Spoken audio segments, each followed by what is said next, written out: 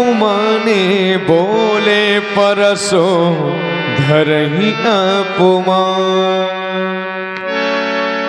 क्यों भैया आप लोग धनुष तोड़ने आए थे ना? बचोगे आप लोग भी नहीं भैया, मारेंगे। क्यों मैं जी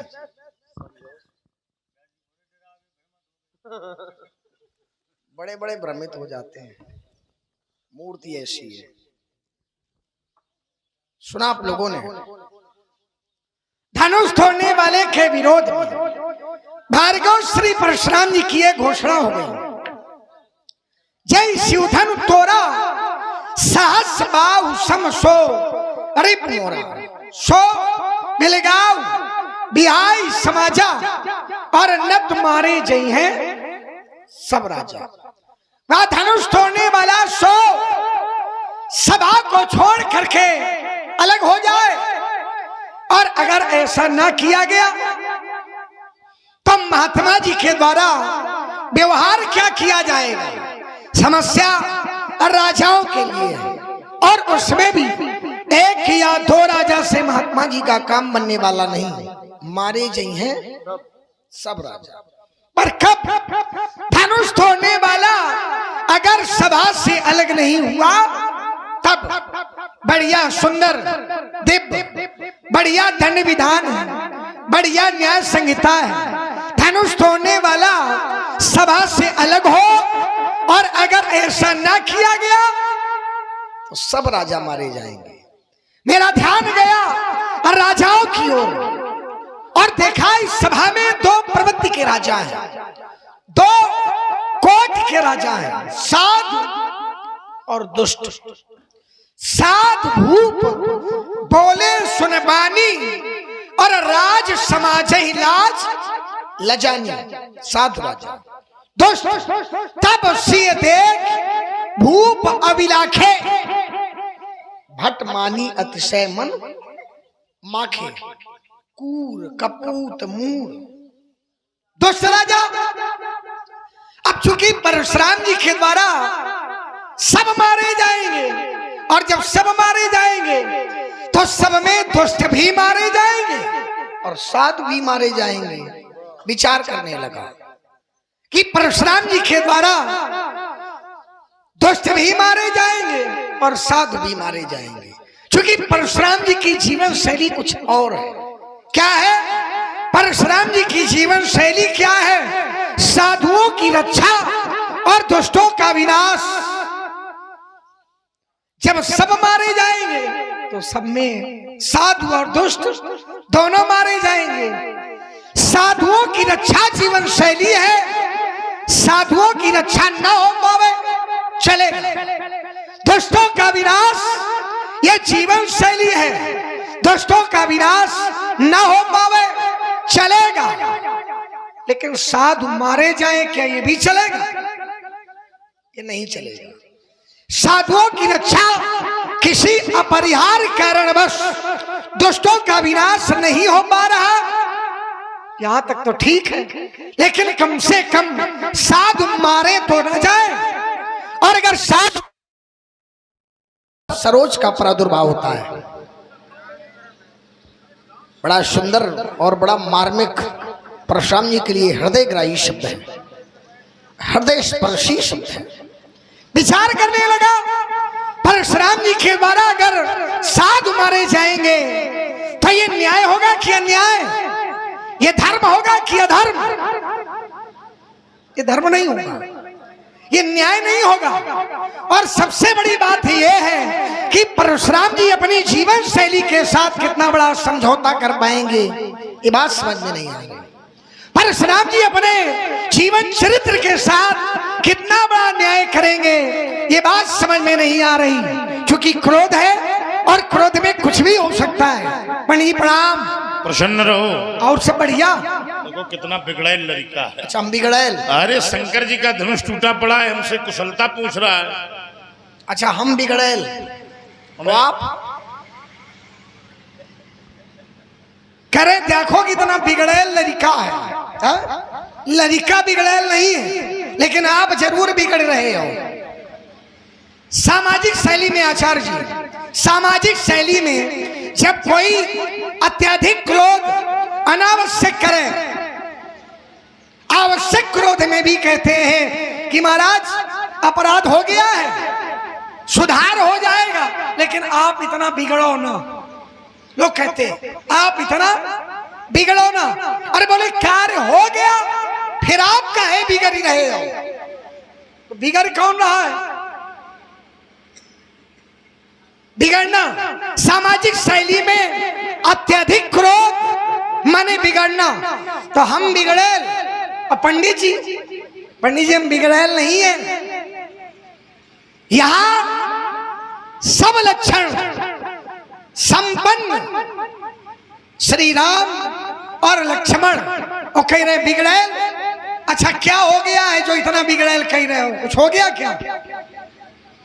कुछ ऐसी घटना घट गई क्या? अब देखो एक शब्द है बिगड़ैल। हाँ हमने कहा है, तुमने इसमें प्रतिबंध लगाया है। लगा दिया। अब देखो हमारी तरह से इसको समझो तो उत्तर मिलेगा। समझ लेंगे। किसी के बंधु की हत्या हो गई, उसका मृत शरीर उसके पास पड़ा हो, एक तो मृत अवस्था अगर कहीं हो जाए तो समय प्रणाम नहीं करना चाहिए। चलो अगर तुमने प्रणाम भी कर लिया और हमने सहजता बस कह दिया प्रसन्न रहो, उसके बाद पूछे और भैया कुशल मंगल, ईमानदारी से बताओ ये आचरण करने वाला अच्छा है कि बिगड़ैल? बहुत सीधा सीधा स्पष्ट अर्थ है। कोई अपने बंधु के दुख में दुखी है, उसकी मृत्यु हो गई है और कोनो मरो पड़ो है उनके साथी और भैया सब ठीक, तो ये आचरण अच्छा है कि बिगड़ैल वाला? गलत है। अब ये समझे तो हमने कोई अनुचित थोड़ी कहा है। भगवान शंकर का धनुष टूटा पड़ा है, मैं उसके दुख में दुखी हूं, मैं उससे वेदनात्मक दृष्टि से, उसी समय तुम कह रहे हो सब कुशल मंगल, तो हमने कहा ना कितना बिगड़ैल है। देखो शंकर जी का धनुष टूट गया, मैं दुखी हूं, और दुखी व्यक्ति से कोई कुशलता पूछे तो व्यास जी सही सही बताओ तुम्हें गंगा की सौगंध है, वो अच्छा व्यक्ति होगा कि गड़बड़? गड़बड़ है ना। देखिए महाराज, बस यही विषय परशुराम जी की दृष्टि में धनुष का टूटना अपराध हो गया, धनुष का टूटना कष्ट का विषय, जबकि लक्ष्मण की दृष्टि में यह कष्ट का विषय नहीं है। क्यों नहीं है? क्योंकि प्रभु दो चाप खंड मही डारे, तो देख लोग सब भय सुखारे। और जहां सब सुखी हो और एक व्यक्ति दुखी हो तो उससे पूछना चाहिए कि भैया क्यों? क्या गलत है क्या? नहीं है गलत। दोनों तरफ से बोल लेते व्यासी आपको, दोनों तरफ से। अभी अच्छा चलो इसी को समझ लेते हैं, थोड़ी थोड़ी बात हो रही है। दृश्य एक है और दृष्टि अनेक है, ठीक है? दृश्य एक है, दृष्टि अनेक है आचार्य जी, और उसका फल अलग अलग है। बोले हमारी दृष्टि में ये सुख का कार्य है और परशुराम की दृष्टि में ये दुख का कार्य है। दृश्य एक ही है, चाप खंड मही डारे, सुनत वचन फिर अनत निहारे, दिखे चाप खंड मही डारे, तो ये वेदना का विषय है और वही विषय इनके लिए सुख का विषय है। मैं इसको जोड़ रहा हूं, दृश्य एक ही है। दक्ष यज्ञ का मंडप जब सारे देवता देख रहे हैं तो वह दृश्य सुख का विषय है, लेकिन जब उसी दृश्य को मैया सती ने देखा तो दुख का विषय है।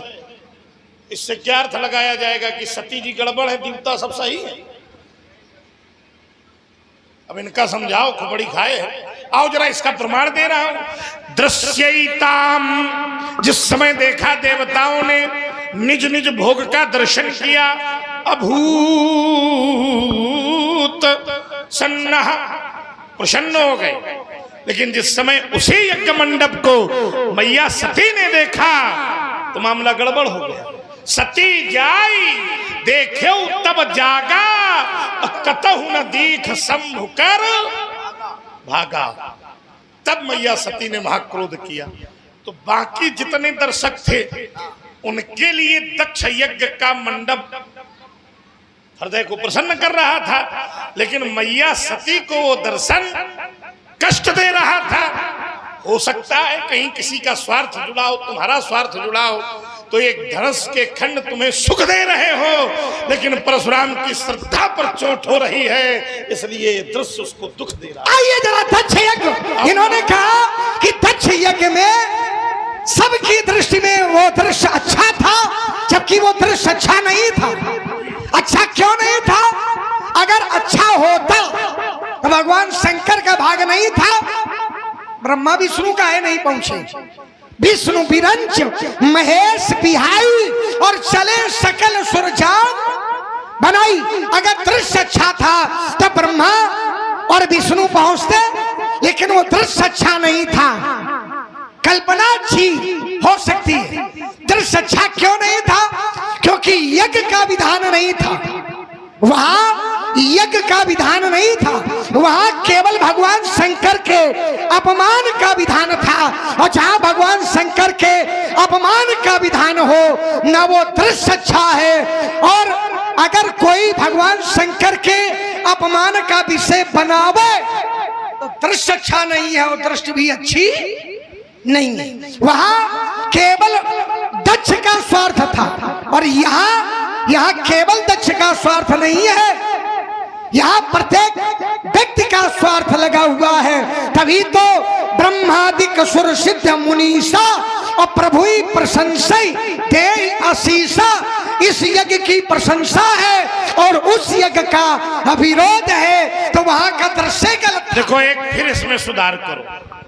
हमने एक प्रमाण दिया था भागवत का कि उस दृश्य को देखकर सारे देवता सिद्ध मुनि प्रसन्न हो रहे हैं, कोई मनमुखी बात नहीं बताई। भागवत के एक श्लोक की सूक्ति पढ़ी, उस दृश्य को देखकर देवता सुखी हैं, सिद्ध मुनि सुखी हैं। और यहां भी तुम दे रहे हो ब्रह्मादिक सुर सिद्ध मुनीषा, तो यहां भी सुर सिद्ध मुनि और देवता प्रसन्न है। तो ये दृश्य उनको अच्छा है, लेकिन परशुराम को अच्छा, जैसे मैया सती की श्रद्धा पर चोट भगवान शंकर का स्थान देखकर नहीं हुई, हो गई थी श्रद्धा पर चोट, उसी प्रकार आज मिथिला में परशुराम की श्रद्धा पर चोट धनुष के दोनों खंडों को देखकर हो गई। आइए फिर वहां माता, थोड़ा और इसको आगे बढ़ा दे। तुमने कहा कि वहां ब्रह्मा जी नहीं थे। अच्छा एक बात बताओ ईमानदारी से, ब्रह्मा जी बड़े हैं कि दक्ष बड़ा है? ब्रह्मा जी बड़े हैं, दक्ष बेटा है। ब्रह्मा जी ने देखा कि इस सब प्रकार से लायक है तो उसको प्रजापति बना दिया। अब पिता बैठा हो सामने और बेटा किसी प्रतिष्ठित व्यक्ति को गालियां दे तो पिता का क्या धर्म है? बेटे को रोकना चाहिए, डांटना चाहिए। दक्ष ब्रह्म सभा में भगवान शंकर को गालियां दे रहा है और उसी सभा में ब्रह्मा जी मौन बैठे। और मौनम सम्मति लक्षणम, तो कहीं न कहीं ब्रह्मा जी की मौन सम्मति तो दक्ष में थी नहीं, वहां से चले जाना चाहिए, उनको विरोध करना चाहिए। दक्ष का विरोध किसी ने नहीं किया, भगवान शंकर का अपमान हो रहा था, केवल विरोध नंदी बाबा ने किया। नंदी बाबा ने किया। हो सकता है यहाँ भी सब समर्थन में हो, सब समर्थन। सुनो तो उन नंदी बाबा विरोधी रहे हैं, परशुराम विरोधी है, आओ निपटाओ। देखिए हमारा दक्ष यज्ञ में माता सती ने विरोध देखा और यहाँ माता पार्वती ने समर्थन किया। माता पार्वती ने कहा जानकी से कि तुम्हें वही मिलेगा जो तुमने मन जाई राचे मिले सोबर। क्यों कहा? नख सिख देख अमुख के शोभा और सुमिर पितापन मन अति क्षोभा। तब कही भवानी भवन बहोरी बंदी चरण बोली कर जोरी, जय जय गिरिवर राज किशोरी। आदि आधिपति देवता सुती मऊ मात प्रथम तो एक महिमा अमित न जाई कई सहस शारदा। शेष देवी पूज पद कमल तुम्हारे सुर नर मुनि सब होय सुखारे। और जब ऐसा कहा तब माता ने कहा कि जो मन में तुमने रचा है वही मिलेगा। अब कैसे मिलेगा ये पिता के प्रण पर निर्भर है। तो यहाँ माता पार्वती समर्थन में है और वहाँ माता सती विरोध में थी। देखो गलत फिर दिशा तुमने मोड़ दी। चतुर राजकुमार हो, इसका ये अर्थ नहीं है कि अर्थ को बिल्कुल दूसरी दिशा में मोड़ दो। अच्छा। मैया पार्वती ने क्या ये जनक के प्रण का समर्थन किया? ध्यान देना, हमारा आपका तर्क जनक का प्रण और दक्ष का यज्ञ, इसमें तुलना चल रही है तो प्रमाण इसी में आना चाहिए। लेकिन दक्ष का यज्ञ और जनक का प्रण, तुमने प्रण हटा के सीता का विवाह जोड़ दिया ना भाई। सीता का विवाह कैसे होगा? तो शास्त्र कहता है नारद वचन सदा सुचि साचा और सो वर मिली जाहि मन राचा। सीता को वही वर मिलेगा जो उसके मन में रचेगा। माता ने कहीं कहा हो कि जाओ, जो तुम्हारे पिता ने प्रण किया है तो जाओ, धनुष टूट जाएगा, जो धनुष तोड़ेगा वही तुम्हारा पति हो। क्या मैया ने ऐसा कहा? नहीं, आप बोल लो। भाई आचार्य जी के लिए पूरी व्यवस्था करो। मैया पार्वती का आशीर्वाद प्रण के पक्ष में होता तो सीता मन ही मन पिता के प्रण का विरोध न करती। अब इसको समझो, अगर मैया पार्वती ने दक्ष के जनक के पक्ष में कोई आशीर्वाद दिया होता तो सीता यह न कहती कि अहवतात दारुण हठ ठानी और समझत नहीं कछु लाभ ना। ये अर्धाली ही बता रही है कि प्रण के पक्ष में मैया पार्वती नहीं है। अगर मैया पार्वती प्रण के पक्ष में होती तो सीता को दुख ना होता, क्योंकि सीता को आशीर्वाद दिया था मन जाहि राचिब मिली सोबर सहज सुंदर सावरो करुणा निधान सुजान शील स्नेह जान तरावरो यही भांति गौर असीस सुन सिया सहित ही हर सियली तुलसी भवानी पूज पुनि पुनि मुदित मन मंदिर चली। तो ये दोनों भाव बता रहे हैं कि मैया पार्वती प्रण के पक्ष में नहीं है, हाँ सीता के विवाह के पक्ष में है। और सीता का ये विरोध करना ये बता रहा है कि ये प्रण ही अनुचित है। देखिए महाराज, सीता का विरोध नहीं है। आइए जरा वहीं से, नारद बचन सदा सुचि साचा और सोबर मिले जाई मन। और नारद का वचन क्या है? नारद जी ने जनक जी से कहा अतस्तम में अमुक के लिए दे सीता प्रयत्नता। राजा जनक से श्री नारद जी ने कहा कि अमुक को जानकी दे दो। और कैसे दे दो? दे सीता प्रयत्नता। यत्न माने प्रयास और प्रयत्न माने विशेष प्रयास, विशेष प्रयास के साथ दे दिया जाए। तो राजा जनक ने विशेष प्रयास भी किया। अब राजा जनक के विरोध में जानकी नहीं है।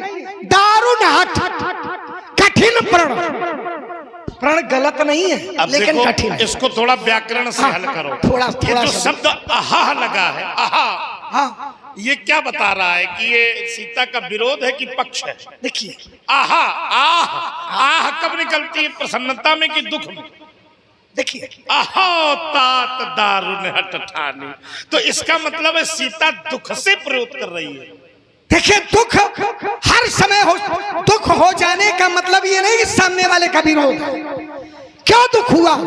अति सुकुमार रूप रघुवर को और परम कठोर जो स्वरूप है वो अति सुकुमार है और जो धनुष है वो परम कठोर है। तो कष्ट हो गया। क्यों? इसका मतलब इसका मन क्रम वचन मोरपन। इसका मतलब जनक ने गड़बड़ किया। कहाँ गड़बड़ किया?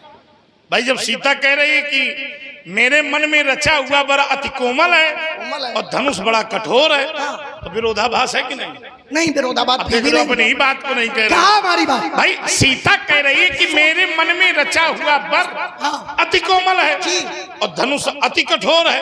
तभी तो उसने कहा आहा तात दारुण हठ ठानी और समझत कछु नहीं लाभ।